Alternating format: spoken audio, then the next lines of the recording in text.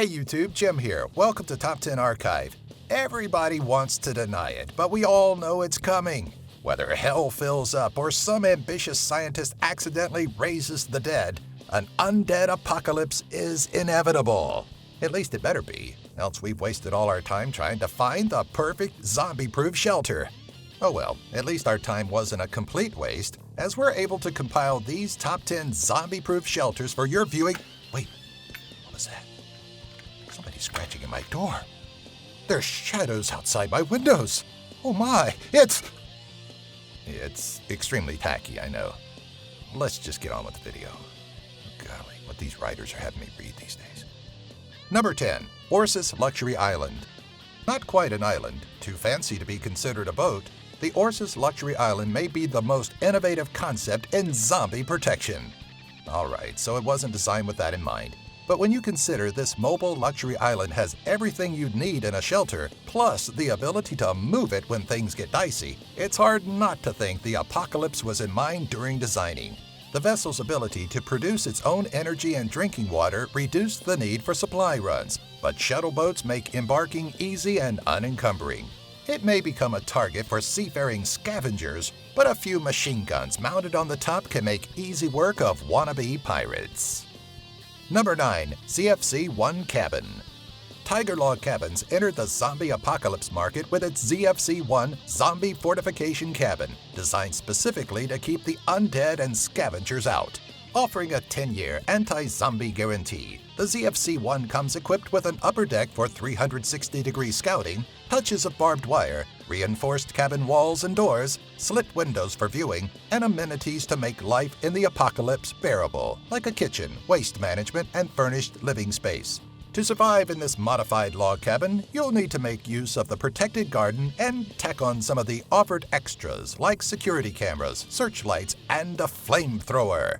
The ZFC-1 is built to order, starting at around $75,000, though you'll want to spend extra for the solar paneling. Number 8, Atlas F Missile Base. If George Romero's Day of the Dead taught us anything, it's that an underground fortress is a suitable shelter from the undead. That is, until somebody decides to sabotage it. The Atlas F Missile Base is a normal-looking home on top and former subterranean missile silo turned luxury home underneath. The upper level is an 1,800 square foot or 167 square meter home that doesn't stand a chance against the undead. Below that, however, the abandoned 1950s Nuclear Missile Launch Control Center was converted into a 2,300 square foot or 213 square meter functional living space, accessible through a door locked via keypad. The dual-level hidden home also connects to the 9-level silo, which is protected by 2,000-pound blast doors. The home itself is pretty secluded and has its own airstrip, but it does come with a potential downfall: limited escape routes. If the upper level gets overrun, there's little to no chance for escape. Number 7, Martin Castle.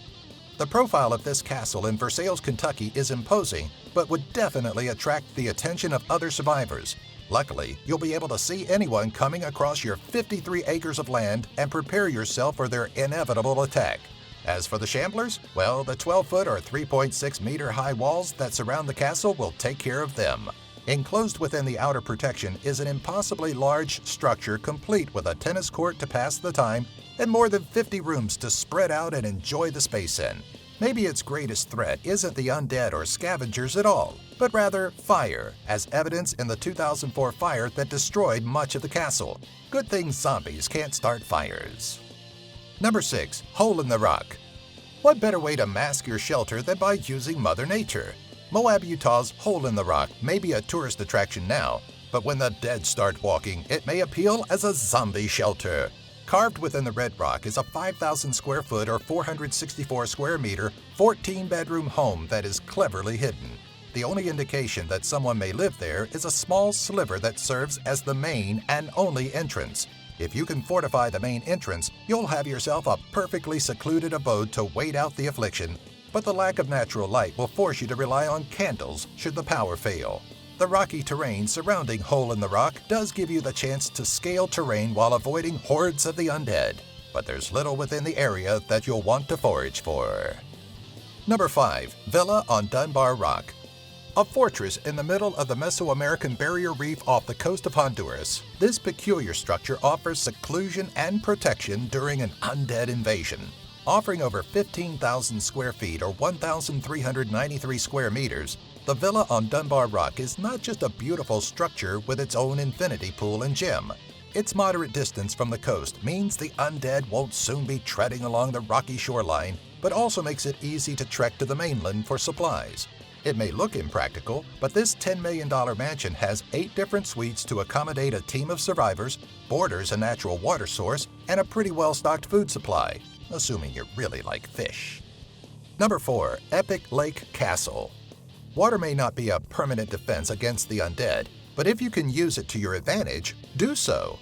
The benefit of a moat in this Miami, Florida castle is that, whether undead or living, your pursuers will be slowed down, giving you the opportunity to fortify or engage.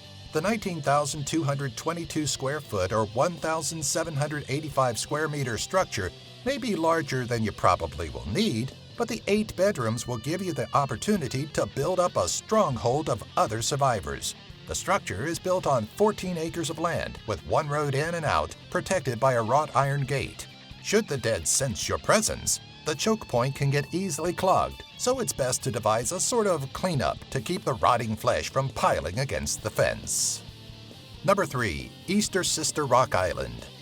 5,000 square feet and 1.37 acres sit just off the Florida Keys, providing a decent escape from rotters. It may not be the largest space, but that may work in your favor as, from the coast, it may just look like a useless rock formation. Aside from the separation and cover it provides, the house on Easter Sister Rock Island is powered by wind and solar energy, meaning you'll be enjoying power in your 4-bedroom shelter while everyone else scrambles for fuel for generators. With a dock and a helipad, you'll have some options for travel to the mainland. Though, with a viable water and food source surrounding you, trips to the mainland will probably be scarce. As an added level of protection from other scavengers, your sheltered paradise is surrounded nearly 360 degrees by a jagged rock wall. Number 2. The Ark Two SAFE. Built to withstand nuclear war and provide a sustainable, long-term shelter, the 10,000 square foot or 929 square meter refuge in Ontario, Canada, is thought to be the largest privately constructed catastrophe sanctuary in the world. Construction started with 42 school buses, strategically arranged, then covered with concrete and 14 feet or 4.25 meters of dirt. The shelter was specifically designed to give humanity a second chance, and it's equipped with its own water well and protected by multiple steel doors.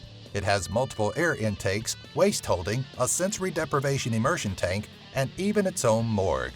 The 42-room subterranean survival shelter is certainly an impressive undertaking to save mankind, but it does come with at least one flaw. It runs on fuel, and though the design shows an initial supply of over 2,000 gallons, it can and will run out. Number 1. The Safe House. Concrete walls surround what is considered the world's first home built specifically for zombie-proofing, and boy did they hit the nail on the head. When in lockdown mode, this Warsaw home is a concrete fortress protected by a 7-foot or roughly 2-meter-high concrete wall. When the threat is low, slivers of the exterior wall slide and open to reveal tall glass walls, a second-story balcony, and even a drawbridge to an exterior pool house. The only weak point seems to be a large anodized aluminum grate on the back of the home that rolls down to cover the main entry and a beautifully designed and comfortable interior.